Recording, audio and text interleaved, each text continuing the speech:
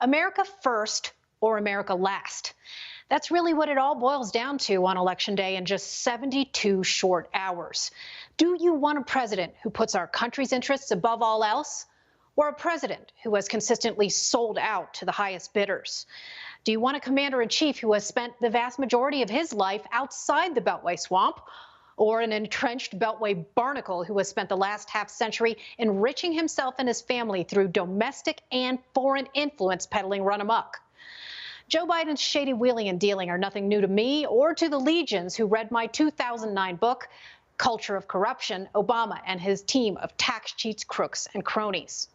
In Chapter 3, I exposed the cronyism and the nepotism at the heart of Biden's son Hunter and brother Jim's crooked business ventures. Biden indignantly denies that he and his spawn have engaged in any untoward enterprises. Hunter Biden, the son of Democratic presidential nominee Joe Biden, along with other Biden family members, profited off the family name. Only on 12, Adrian Pedersen asked the presidential nominee about that and the state of the race in Wisconsin. Is there any legitimacy to Senator Johnson's claims? None whatsoever. This is the same garbage Rudy Giuliani, Trump's henchman. It's the last-ditch effort in this desperate campaign to smear me and my family. Even the man who served with him on that committee, the former nominee for the Republican Party, said there's no basis to this. And the vast majority of the intelligence people have come out and said there's no basis at all. But as Cranky Joe likes to say, come on, man.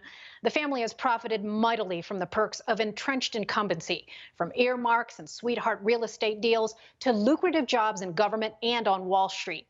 Biden has campaigned for 5 decades as a man of the people, while using his political clout to install his late son Beau and his remaining son Hunter in countless positions of privilege and influence.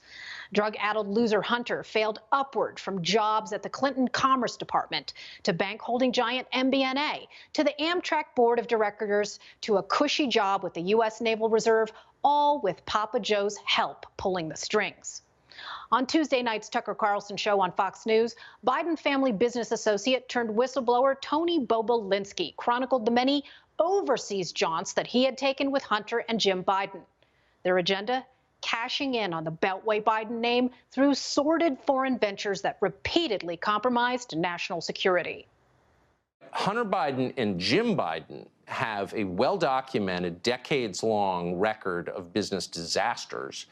Did you get any sense that either one of these guys was qualified to be conducting this kind of business? The only qualification they had was the Biden name. But they seem to have parlayed that into quite a few deals in quite a few countries. And I interrupted you, so continue with where they were doing these deals. Yeah, so you had asked, the extent of my communication with Hunter Biden. So when I decided to come off the bench and entertain being the CEO of Sinohawk Holdings, obviously, I was brought up to speed on the work that they had been doing in Oman, Luxembourg, France, Romania, Kazakhstan, and stuff like that. At any other time in any other election cycle, pay-for-play scandals involving opportunistic members of political dynasties would be standard fodder for the Washington press corps. In the 1990s, Neil Bush was the subject of massive media coverage for his nepotistic appointment to the board of directors of Silverado Savings and Loan while his father was president. Silverado collapsed at a cost of $1 billion to taxpayers, and of course, Dan Rather and his ilk were all over that. Federal banking regulators have finally decided what to do to President Bush's son Neil for his part in a savings and loan debacle. Neil Bush was a director of a Denver-based outfit that was part of the overall national savings and loan scandal.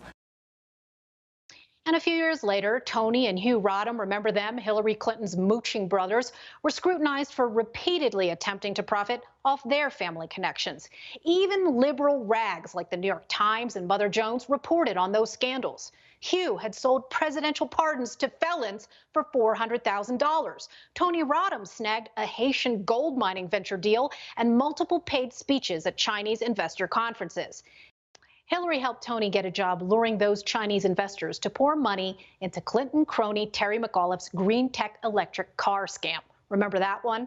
Well, both brothers also partnered with a Russian-backed strongman to launch a hazelnut business, of all things, in the Republic of Georgia. The Rodhams backed out of that only after national security advisors balked. So why now is Biden family corruption off limits? Why, as Donald Trump asked in a tweet this week, isn't Biden corruption trending #1 on Twitter? Why? It must be because the forces of America last. The forces in Silicon Valley, corporate media, and Washington are more threatened than ever.